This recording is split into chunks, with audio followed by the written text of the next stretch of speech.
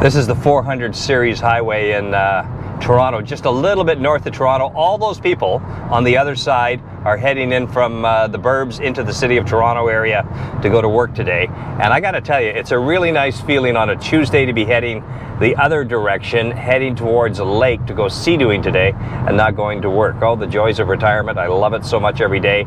Sometimes I take it for granted, but I do love it. Anyway, hello everybody. Welcome to another Yukon Bob video. I'm on the road with the Sea-Doo in tow, but that is not the new 2022 GTX Limited 300 behind me. That is the 2018 Sea-Doo GTX. I'm taking that one today because I'm riding with the Sea-Doo Tours riding group, and their style of riding is not going to be conducive to the break-in period required for a new Sea-Doo. So I'm going to bring the older one with me today because it hasn't sold as of yet. So I'm bringing that along, and I'll probably put 4, 5, 6 hours on that today.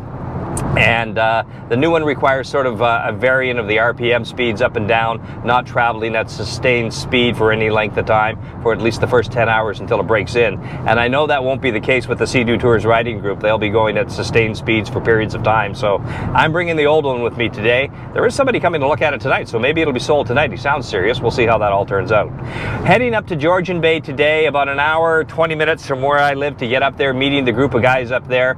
And we're going to be riding from the bottom end of Georgian Bay. If the weather conditions stay like we think they are, we should be riding all the way up to Parry Sound today to have lunch, the home of Bobby Orr, the former NHL hockey player.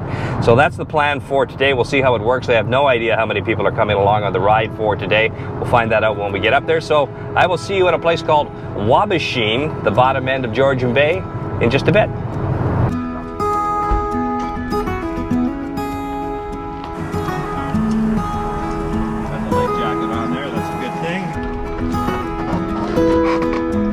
Should be good, Andrew.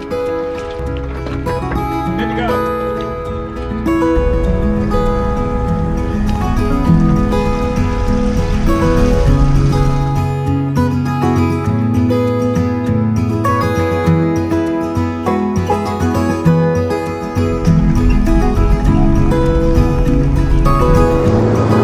Question is, where to park it now? Looks a little busy around here. God, this is not the best launch for parking. There's not many places to park. Maybe over there, but then the Sea-Doo's going to go underneath that wall.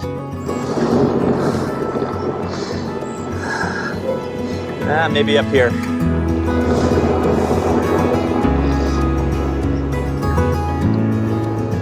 Better put the camera down here for a second so I can get turned around.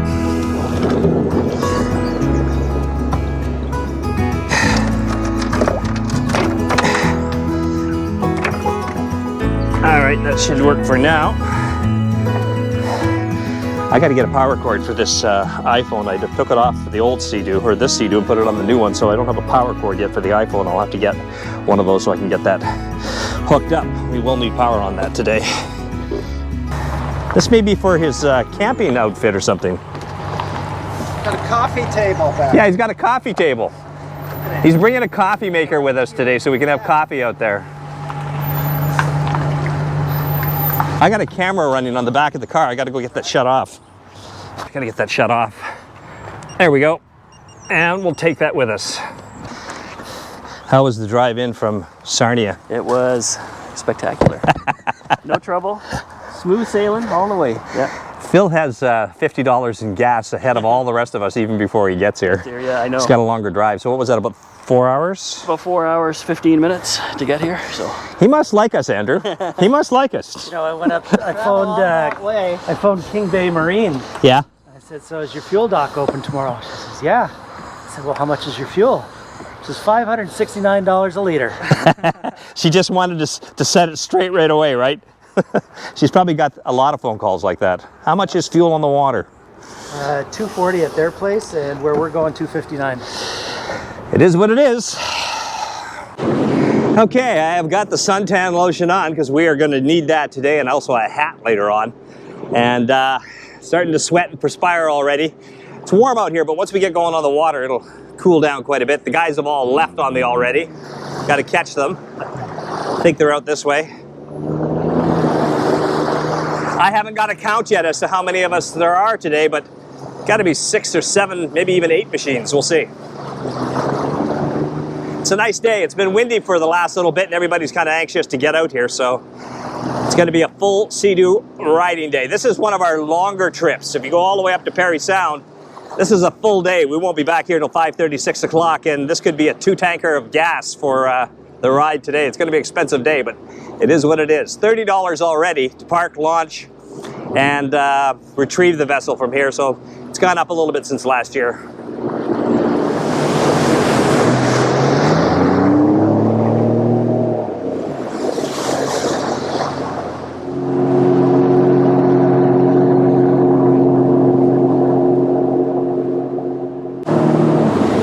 Finally a break. My arm was going numb holding the throttle.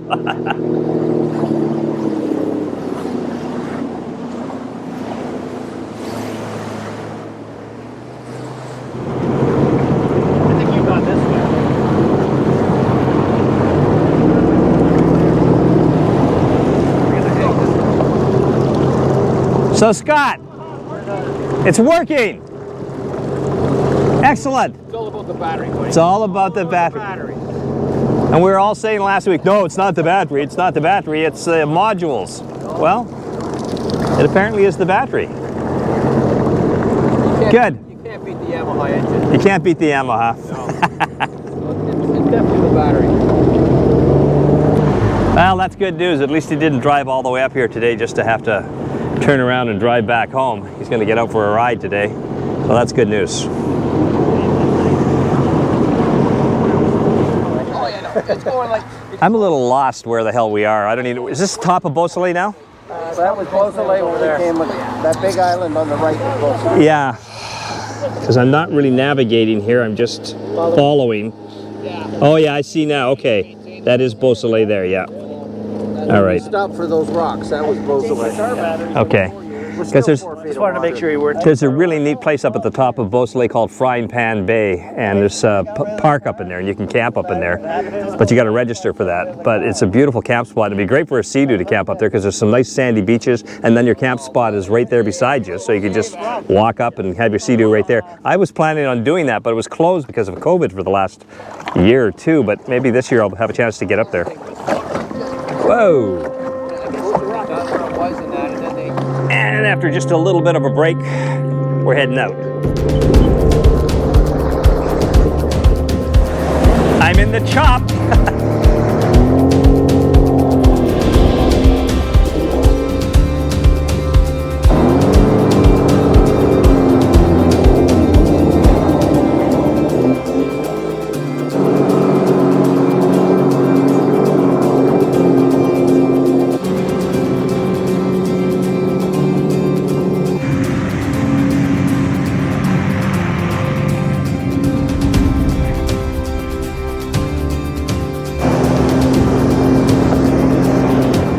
So I just had to put another little light jacket on because once you get out onto the bigger open water of Georgian Bay and get out of the protection of all those little islands back in there, it was actually a little nippy out there. My arms were getting cold, so we stopped for a second here, and I put on a light jacket underneath the life vest, so that should keep us a little bit warmer.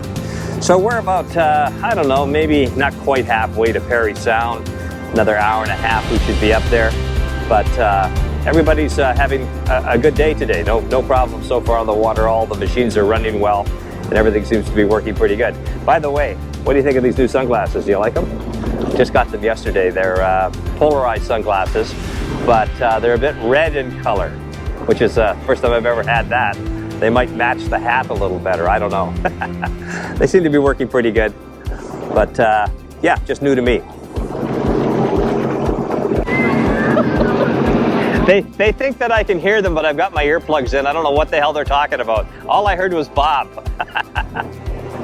As I said earlier in some of the previous videos, I'll say it again, tough making videos with the Sea-Doo Tours riding group. It just go, and trying to get all the camera gear working at the same time. That is not easy. It's a bit of a challenge.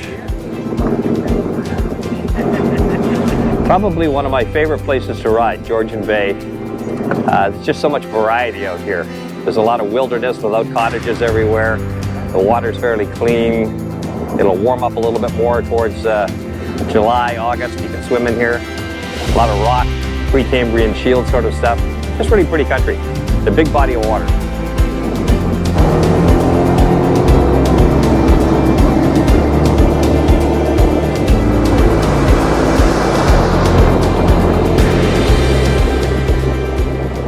We will be solid beeping coming into Parry Sound, and you should have somewhere between 4 and 6 meters left. Okay. Worst case scenario, I have made it before all the way from where we just came from, and I was beeping and everything when I got there. you might get a solid beep this time. Yeah. Yeah, so. We got an extra 30 liters with us. Yeah. So we're going to try for Parry Sound, have lunch. Okay. And a Coca-Cola. And a Coca-Cola. So I've done the same route before, and when I got into Parry Sound, as Andrew just said, I was beeping when I got in there, and probably a solid beep because it's going to be tight for fuel. But the guys are carrying some fuel with them, so if we need it, I can top up and I'll be okay. But I've got a 60-liter tank. Most of these guys are running with 70-liter tanks, so the range is just not quite as much. Plus, it's a 300 horsepower engine, which burns a lot more fuel. So I'm going to give it a shot. If I fall behind and I don't show up, somebody will come back and look for me. So a bit of an update for you on the Skydio drone situation, because I haven't talked about that in the last episode or two. There's been a conclusion to that. I have a new Skydio drone. They have replaced the drone. They looked at the footage from and the telemetry and all of the stuff from the information I had sent them on the crash that I had in the very first episode this season. So they analyzed all of that, and their conclusion was that it was a GPS problem. It lost lock with the GPS and fell out of the sky. I'm not 100% sure of that, because when I saw it go down, it had turned at a fairly steep angle and then kind of fell into the water. But I've since learned a lot more that, you know, the Skydio drones are perhaps not the best things to be using over water. Sometimes they have a lack of ability to distinguish between sky and water, which is not a good thing. And they can get a little disoriented and get confused flying over water, particularly if the water is calm, clear, and still. So I think that's what happened. But anyway, they were really good about it. They actually phoned me, and they've replaced the drone. They sent it back to me. It cost me $150. Normally it would be $500 if you can't return the drone to them. But they understood the situation, and they said, you know, as a matter of fact, I have 2 crashes that are covered by insurance. They said, we're not going to use either one of those. It was a technical issue that happened, and we'll replace the drone, and you still have 2 crashes left in the next, I think, 2 years. So that's good. The bad side of that is I'm really kind of uneasy about flying it over water now, especially I won't be doing that with the Sea-Doo touring group. I'll have to do that on my own at some point, and in a lot slower, safer conditions. So I will probably try it again at some point, but not right away. But anyway, Skydio did come through, and I do have the drone replaced. And looks like away we go. Yeah, I've only got 2 bars showing right now, just 2 bars, and we've got a ways to go. It's going to be tight.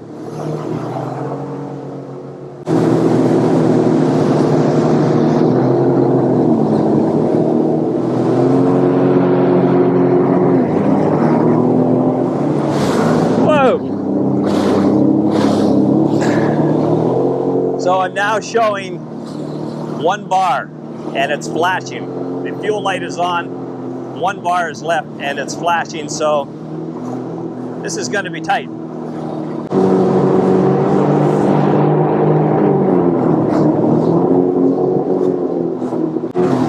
Ah! Lost my hat.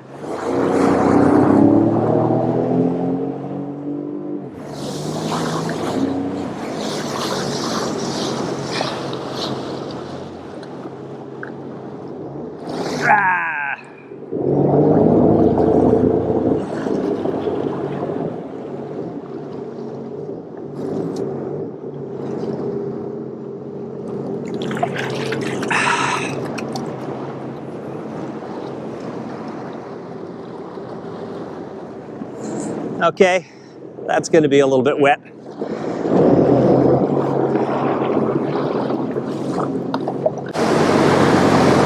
Just about there. I think we're going to make it. I have no bars left, and the fuel gauge light is on, but we're also just about there.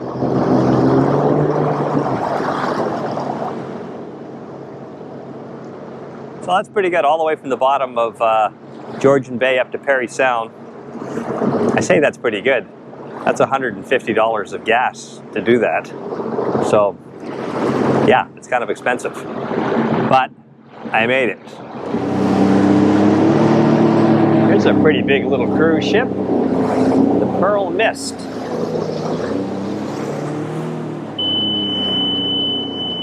And here's the Island Queen. I've been on that one, but not recently. Years ago I went out on that. It takes you on a tour of all the islands out here, the 30,000 islands.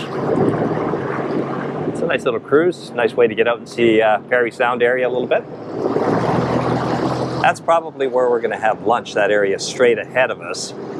Make sure you see how many liters you have left. Exactly. I'll have to see how many liters that we put in here. What do you think? Well, my guess is you either have 4 or 6 liters. 4 or 6 liters left. So I've got no bars. Here, we'll do this one. I want to see how many liters we've got. So I'm saying, I don't know. Did you get a solid beep or no? No, I didn't get a solid beep. Oh, you might have 8. Yeah, there could. I think there's going to be more than 5 liters. If you get a solid beep, it's 5 or less. So it's a 60-liter tank. We'll see. How much is the premium here? It is, we only have mid-grade here. It's $2.58 a liter. Okay, $2.58 a liter, and it's mid-grade. So that's 89 octane? 90, I believe. Or is that 90? Okay, 90 octane. That's good enough. 90 will work. Have you watched how Bob's sprays? Yours puts out about 10 feet. Bob's is 25. Maybe his new one. The water it shoots? Yeah, it's out like 25 feet. If you get within 25 feet of somebody, you soak them. So that's that ST3 hull, I wonder if that's that. It's total 2.5 times what these are. Huh. Response is just the way they're. Apparently I shoot a lot more water out the back than the other guys. So our 128.34. 128.34, how many liters? 49.7, so let's call it 50. Perfect. 50 liters, so that means there's 10 liters left in that tank. Even though it's flashing, saying you're out of fuel, there's still 10 liters left. So there's still some range, okay. Where do I pay? Right up in the store there behind. Yep, thank you. So, no bars, not a solid beep, but just an occasional beep with the fuel indicator, and 10 liters left in the tank. So I could have gone a little ways further yet. Good to know. I'm hungry. Are you hungry? I'm starving. Yeah, I had a little bit of shreddies this morning. That was about it. I gotta get all the bugs off my glasses. Let's see. Oh my God, you do have a few on there.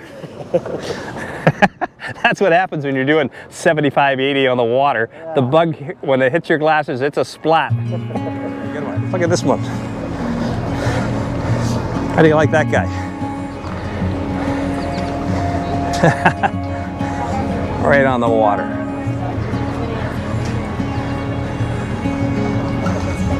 That's kind of cool. You'll see those all over Muskoka. And they all have a different paint job on them. Let's go eat.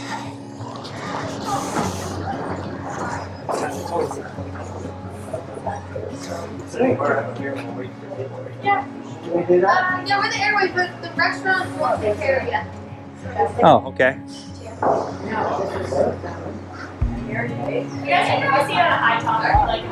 perfect. Yeah, okay. Hey, Greg, the ceiling needs mowing. Oh, shit. Look at that. Right. Montreal smoked meat seems to be the big pick. That looks good. Oh, wait till you see my salad. It does look good.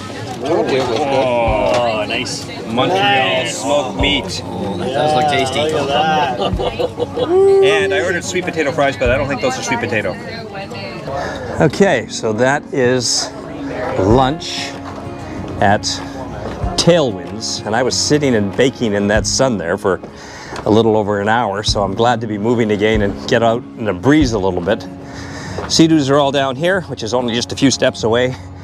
I'm gonna switch microphones because one battery I see is starting to go dead, get things switched around here while the other guys are just finishing up paying their bill. It'll give me a couple of minutes to get some of the video gear straightened around. Because I think on the way back, basically what we're gonna do is we're gonna go down to Woods Bay. It's on the way back. We're gonna stop in there. There's an ice cream place and have an ice cream cone and then probably head on back to where we launched from at Wabashing, because it's now 2:30. It's going to be 5:30, 6 o'clock before we get back.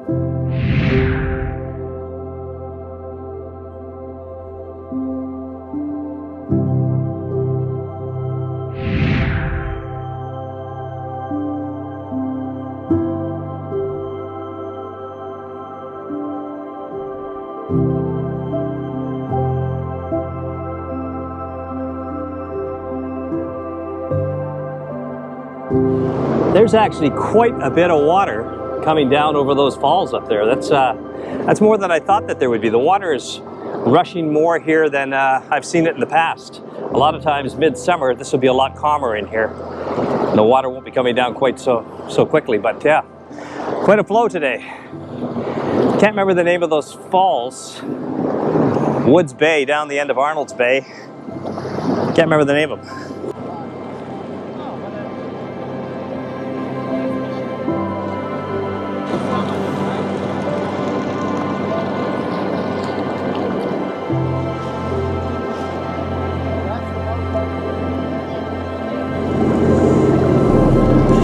Well, that's going to do it, guys, for another Yukon Bob video. A quick trip today up to Parry Sound from Wabashing, the bottom end of Georgian Bay, up to Parry Sound. Had lunch at Parry Sound, and then made our way back down by Woods Basin and the falls here. I think that'll do it for today. Thanks very much for coming along. It's been a longer ride today. We left at about 9:30, 10 o'clock this morning. Probably not back to around 5:30, 6 o'clock. And kind of pricey today. Today was a 2-tank fill-up, so $130 times 2, $260. Not to mention what it costs for the vehicle to go back and forth. It's just what it is right now. It's going to be a tough summer fuel-wise on the water. We're just going to have to bite the bullet. Thanks for coming along, guys, on this Yukon Bob video, and I will see you out here on the water somewhere hopefully next week. We're planning on maybe doing some camping if the weather cooperates. We're hoping to just try that out and see how that all goes. So we'll see you soon. Till then, take care and stay safe out there.